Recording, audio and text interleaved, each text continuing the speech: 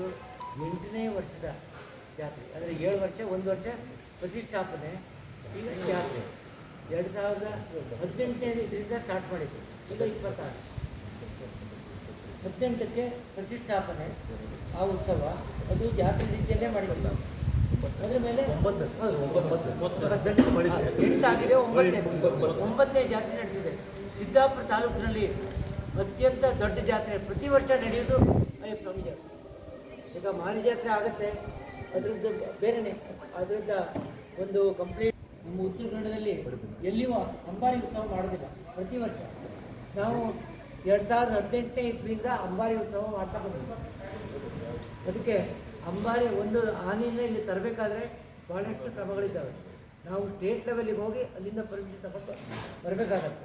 ಇಲ್ಲಿವರೆಗೆ ಎಲ್ಲ ಉತ್ಸವಗಳು ಅತ್ಯಂತ ಯಶಸ್ವಿಯಾಗಿ ಆಗಿದೆ. ಆದರೆ ಕಳೆದ ವರ್ಷ ಒಂದು ಅಪಘಾತ ಆಯಿತು. ಅದು ಜನ ಜಾಸ್ತಿ ದೇಹದಲ್ಲಿ ಎಲ್ಲ ಕಡೆಯೂ ಆಗುತ್ತೆ. ನಾನು ಇಲ್ಲಿ ಅಂತ ಮಾತ್ರ ಹೇಳಿಲ್ಲ, ಈವನ್ ತಿರುಪತಿಯಲ್ಲೂ ಆಗುತ್ತೆ.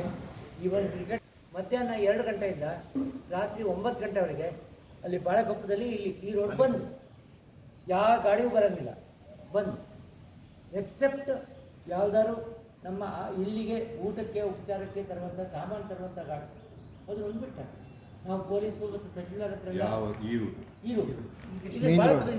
ಬಾಳೆಕೊಪ್ಪದಿಂದ ಕೊಡ್ಲಿ ಮೇಲೆ ದೂರ ಇಲ್ಲ. ಆ ಕಡೆಯಿಂದ ಗಂಗಾವತಿ ದೇವಸ್ಥಾನದಿಂದ ಎದ್ದು ಯಾರಿಗೂ ತೊಂದರೆ ಆಗೋದಿಲ್ಲ. ಈ ರೂಟನ್ನು ಬಂದ್ ಮಾಡಲಿಕ್ಕೆ ಅಂತ ನಾವು ರಿಕ್ವೆಸ್ಟ್ ಮಾಡಿದ್ವಿ, ಅವರು ಒಪ್ಪಿಗೆ ಕೊಟ್ಟಿದ್ದಾರೆ. ಕಳೆದ ವರ್ಷ ಇದು ಆದ್ರಿಂದ ಇಲ್ಲಿದ್ರಿಲ್ಲ. ಜಾತ್ರೆ ಪ್ರತಿ ದಿವಸ ಉತ್ಸವ ಇರುತ್ತೆ. ಸುಬ್ರಹ್ಮಣ್ಯದಿಂದ ದಕ್ಷಿಣ ಕಡೆ ಸುಬ್ರಹ್ಮಣ್ಯದಿಂದ ಇವರು ಭಟ್ರು ಎಲ್ಲ ಬರ್ತಾರೆ. ಇವರು ಪ್ರತಿ ದಿವಸ ಉತ್ಸವ ಮಾಡ್ತಾರೆ ದೇವಸ್ಥಾನದಲ್ಲಿ. ಅದು ಅತ್ಯಂತ ಉತ್ತಮ ರೀತಿಯ ಉತ್ಸವ ನೋಡಲಿಕ್ಕೆ ಜನ ಬರ್ತಾರೆ. ಜನರು ಉತ್ಸವ ಯಾವ ರೀತಿ, ಯಾಕಂದ್ರೆ ದಕ್ಷಿಣ ಕನ್ನಡದಲ್ಲಿ ಕೆಲವೊಂದು ದೇವಸ್ಥಾನದಲ್ಲಿ ಯಾವ ರೀತಿ ಉತ್ಸವ ಮಾಡ್ತಾರೋ ಅದೇ ರೀತಿ ಇಲ್ಲಿ ಉತ್ಸವ ಮಾಡ್ತಾರೆ. ಯಾಕಂದರೆ ಫಸ್ಟ್ ಟೈಮ್ ತಂದಾಗ ನಮ್ಮ ಜನರಿಗೆ ಉತ್ಸವ ಅಂದರೆ ಏನಂತ ಗೊತ್ತೇ ಇಲ್ಲ. ಇಲ್ಲಿ ನೋಡಿದ ಮೇಲೆ ಅವ್ರಿಗೆ ಗೊತ್ತಾಯ್ತು ಈ ರೀತಿ ಉತ್ಸವ ಅಂತ.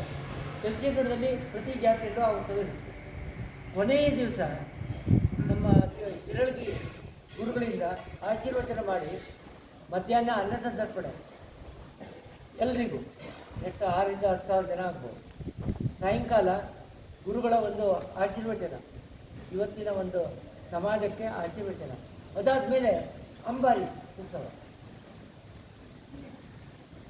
ಇಷ್ಟು ಪ್ರೋಗ್ರಾಮ್ ನಮ್ಮದಿದೆ. ಪ್ರತಿ ದಿವಸ ಒಂದೊಂದು ಹೋಮ, ಪ್ರತಿ ದಿವಸ ಗಣ ಹೋಮ, ಒಂದೊಂದು ಹೋಮ, ಶಿವನ ಬಗ್ಗೆ ಹೋಮ, ಸುಬ್ರಹ್ಮಣ್ಯ ಬಗ್ಗೆ ಹೋಮ, ಮತ್ತು ಇದೆಲ್ಲ ಮಾಡ್ತಾ ಇದ್ದೀವಿ. ಪ್ರತಿ ದಿವಸ ಒಂದು ಹೋಮ ಇದೆ.